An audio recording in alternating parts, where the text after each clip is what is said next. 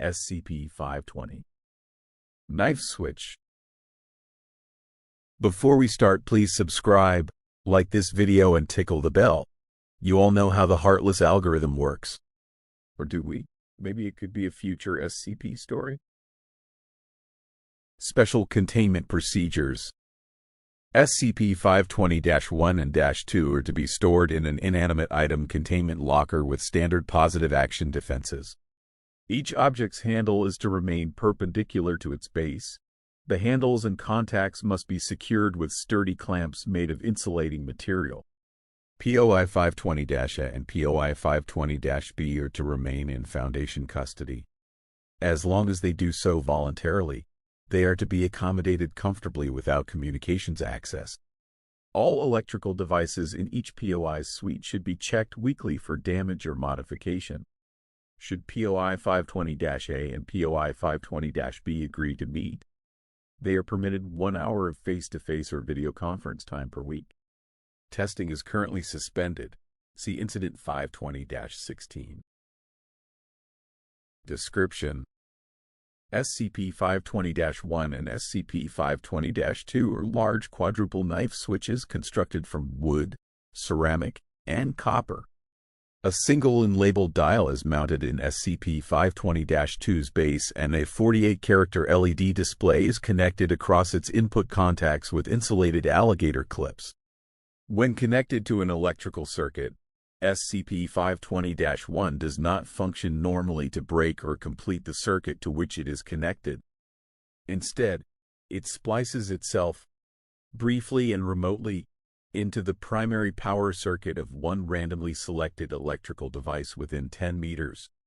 Moving the handle from the on to the off position breaks the power circuit, while moving it from off to on completes the circuit, regardless of any other switches or current interrupters.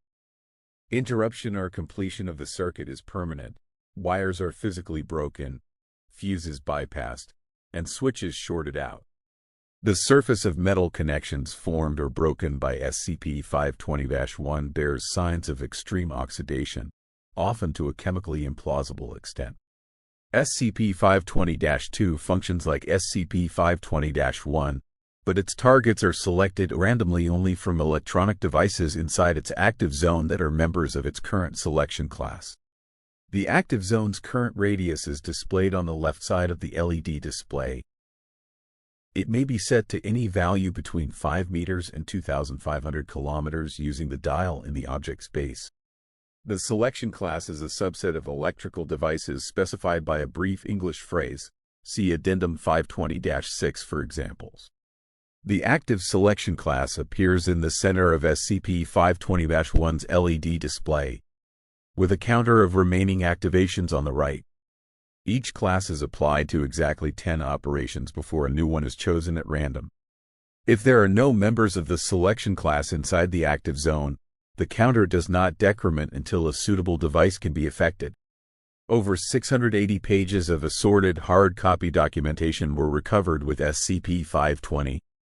They included 8 technical papers on anomalous electrical engineering topics, 2 complete sets of construction diagrams for SCP-520-1, one annotated by hand to roughly resemble SCP-520-2, a set of meticulous step-by-step instructions for building a copy of SCP-520-1, written in the second person and sprinkled with personal and cultural references, and extensive handwritten notes on the process of constructing and modifying an SCP-520 instance. The retrieved notes end abruptly partway through debugging an attempt to add programmable target type specificity. Most handwriting in the documentation belongs to POI-520-B, with occasional notes in POI-520-A's hand. Many of the notes refer to an ongoing correspondence by phone and email, records of which have not yet been retrieved. Addendum 520-1B, SCP-520 Related Persons of Interest. POI-520-A is Sylvia Lynn, a 23-year-old human female formerly living in Syracuse, New York. She holds a recent Bachelor of Engineering in Electrical Engineering and claims proficiency in electronics manufacture, including certain anomalous techniques. She claims to have built SCP-520-2 with assistance from POI-520-B, and professes considerable concern for POI-520-B as a friend and mentor.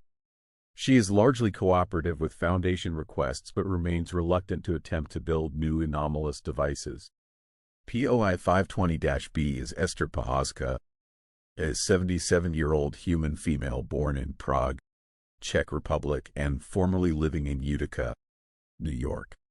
She is a retired electrical engineer with an established history of building anomalous electrical devices. She claims to have designed SCP-520-1, written the manuals and diagrams retrieved with the object, and provided the designs and documentation to POI-520-A as part of a long-distance mentor-student relationship. Since containment, she has expressed no desire to contact POI-520-A. Shortly before being contained by the Foundation, POI-520-B suffered minor ischemic brain damage as a result of pacemaker failure, with symptoms including partial retrograde amnesia. By studying her and POI-520-A's notes since their containment, she has largely recovered her skills in electrical engineering. However, she claims confusion at the anomalous portions of the SCP-520 documentation, including her own writing, and is sharply skeptical of the basic principles described therein. Addendum 520-6 Sample Selection Classes. The following device selection classes, in reverse chronological order, have been observed since SCP-520 came into Foundation custody. 1. Fluorescent ceiling light. 2. Doorbell. 3. Honda Accord power steering. 4. Library fire alarm. 5. Neonatal ventilator. 6. Synchrotron. 7. Safety control rod activation mechanism. 8. Pacemaker. Incident 520-16. On May 14, 2016, researchers conducting routine experiments activated SCP-520-2 11 times. The first 10 activations affected Foundation-owned fluorescent lamps without incident. The 10th activation also changed the selection class to Boeing 747 aileron actuator. Since no aircraft were present in the effect radius, researchers took the opportunity to test SCP-520-2's function in the absence of suitable targets. When the switch was activated for the 11th time, however, researchers noted only slight stiffness in the handle. Later examination showed that the force applied to move SCP-520-2's handle was first diverted to adjust its effect radius selection dial and enlarge the active zone. Simultaneously, Qantas Flight Redacted was lost near Perth with all 532 passengers and crew. Foundation assets embedded with crash investigators successfully retrieved the airplane's relevant hydraulic flight control systems and confirmed all 4 aileron actuators to have been disabled by SCP-520. All testing with SCP-520 has been suspended pending development of an alternate method of changing the object's selection class. Thanks for watching. Please like, share and comment. Subscribe and click the bell icon.